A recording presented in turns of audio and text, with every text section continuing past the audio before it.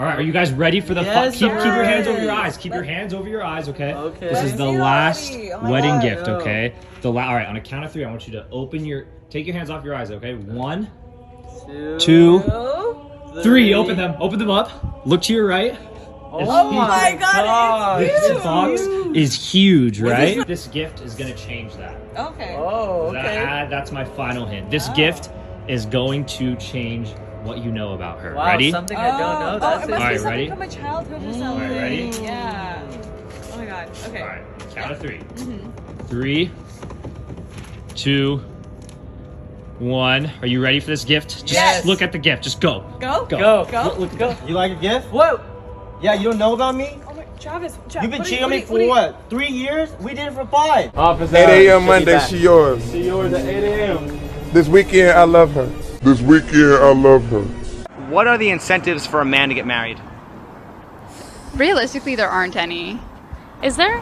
Show us your boobs. That's a fact. Oh, no thank you. That's how you handle catcalling. Exactly. I love it. That's, yeah, men, no incentives. I love how you handle that. That was great. Okay. Is there anything a married couple can do that an unmarried couple can't do? No. Really? Yeah, like, if no. you think about it, no. Like, if you're dating and then you get married, like, nothing should really change. Except for, like, the status. Should the over 50% divorce rate be a concern of his? That's yeah. a thing. Yeah. Is marriage a wise financial decision for a man? Fuck no, baby! I mean, there's tax breaks for it, so. Yeah. Should the fact that divorce laws favor women be a concern?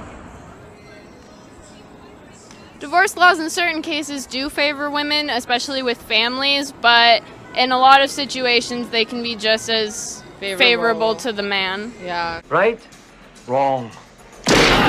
Now, The Matrix does not want any of you guys to know that the marriage contract is all part of a huge business scam, because that contract puts every single man at a financial disadvantage. And gentlemen, you should never want to sign a contract for your relationships or marriage when the contract only benefits one party.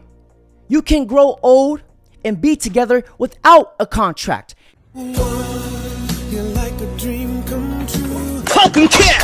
And if you were to ask any girl, why does she want to get married? She would say love. What does it mean to be marriage material? I think it just means to, like, if you love your man enough and, like, you respect each other on, like, a personal and emotional level. You have to have the person that you want to love and be with for the rest of your life. That's it. That's all that matters. So the $1 million question is, if these girls said marriage is all about love, then why is divorce all about money? Boom. Perfect. There it is. See, back then, women used to get married, stayed with the man for financial security. But now, women get divorced for financial security. And gentlemen, if you were to ask any woman, I'm not saying all, ask her, why does she want to get married? It's not for the reasons you think it is. It's not about walking down the aisle, a happily ever after, love and tranquility, but it's for all the wrong reasons to feed her ego. You don't believe me? I have proof. Watch. Do you think women care more about getting married than they care about being married? Yeah, 100%. Why is that? Because they want the big fancy wedding and the party. But they don't want to be wives? Yeah, pretty much. There's this saying that women cry at the weddings. Doublers. And men cry after the weddings. Fuck you, bitch. You broke my heart. Because after the wedding, your girl would go through a process called she will get comfortable and let herself go. Why do some people let themselves go after getting married? Because you get lazy and you order Domino's, McDonald's, Deliveroo. And then you have a baby as well. The reason why a girl will let herself go because there is no competition anxiety. She no longer needs to compete for your exclusivity. I guess because they're not really looking for something new anymore, so they don't feel like they have to impress anyone. They're comfortable. What is the difference between being comfortable versus being lazy?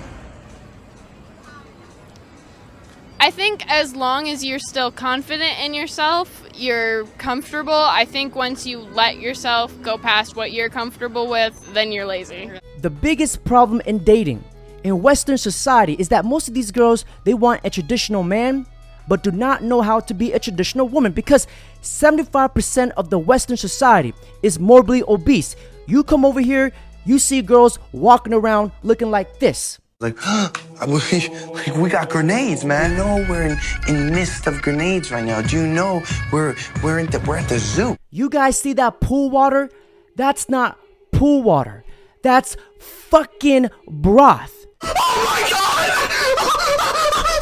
God! The funny thing is, most of these Western women are not even fit enough for a man. I'm gonna take my horse to the old town road. Yet alone fit for a marriage. Are women today still interested in marriage? 100%. What percentage of modern women are marriage material? 90%. Bullshit. Bullshit! What does the color white represent on a woman's wedding dress? That they're a virgin. Purity. How many women are actually pure when they get married? Probably like maybe 5%. No, okay. If you think about religion, 5%. You went to a Catholic high school or like elementary, junior high school. How like no? We don't talk about re-virginizing. I want to say a good solid 22.5%. No, I'm saying 5%. 22.7. How many women are actually pure when they get married? None. So why are we still using white wedding dresses? This isn't white, this is ivory. Oh, okay. So what does that represent? That I'm not a virgin, so it's not white. Okay. It's absolutely shameful. Shameful! You see, what these Western girls need to understand is that once you get married, it's not the time to get lazy and get comfortable. Why do some people let themselves go after marriage? Because they feel comfortable. When you get married, that is when the real work starts. You know, I was about to give up on finding my baby, my cinnamon apple, until I came across this girl. Perfect. And this girl gives every single man hope. But you can only find her overseas. Check it out. So as we know, Korea is very different from my home country of the USA, America. And through marriage, I've also learned a little bit more about some differences that we have in the way that we view relationships and the way that we go about them, etc.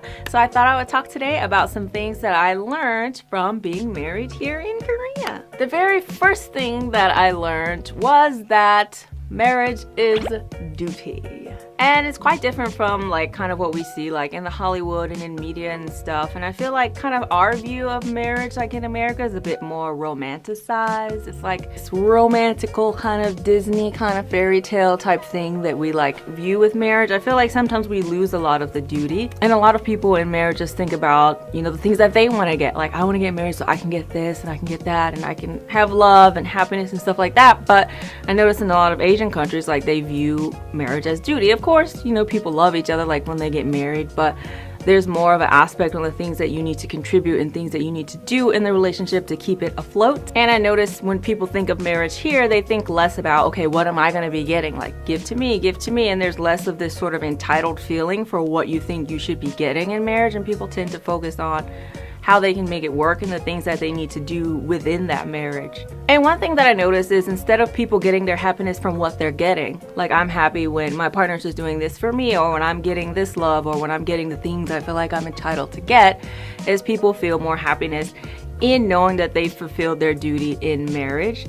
And I think that's something that's actually really nice because you can't really control what other people do, right? You can't control like if someone's gonna do something for you that day, but you can control the things that you're doing. And I think when your happiness comes from a sense of fulfillment for doing the things that you're supposed to do to keep the marriage running, then I feel like that leads to much longer happiness as opposed to just what can I get, what can I get, what can I get. So let's compare like marriage to like a business or something, right? So for a business to run well, the employee should always be doing their job. If the boss said, you know what, you can just work when you feel like it, and everyone only worked when they felt like it instead of what you have to do every day, then the business might not go so well. And so I feel like with marriage it's similar. Like, you don't always feel like doing things that you're supposed to do all the time, but that's just kind of part of it. And this is just a very light example. It's the only thing that just kind of popped into my head right now. But this is not something that Moon said, I need you to get me my coffee every day. But it's just kind of something that I like to do in the morning, is to make Mr. Moon coffee. Sometimes I don't feel like getting his cafe latte in the morning, but I know it makes him happy, and it keeps our marriage going. And when he sees that I'm getting up to get him his cafe latte, even if I want to be sleeping in, it makes him happy too, and makes him want to keep doing things, you know, for me. So we just keep giving to each other and each other and each other, and we continue to like thrive in that way, right? It's not about what you want to do, it's what you have to do for the marriage. Because once you get married, it's the marriage. You do things for the marriage, right? Of course you can still do things like for yourself, but if those things are undermining the marriage, then you probably shouldn't do it. And another thing that I noticed is those feelings of love tend to stay and continue to happen when both people are fulfilling their role and doing their duties in the marriage. Things work out that you put effort into. I don't know if that makes sense. I hope it did.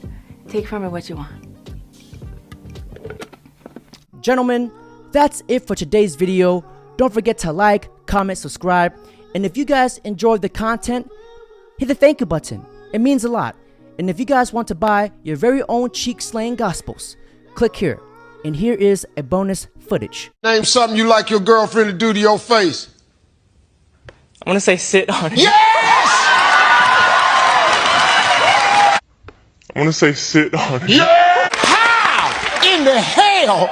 That ain't number one. Sit on it!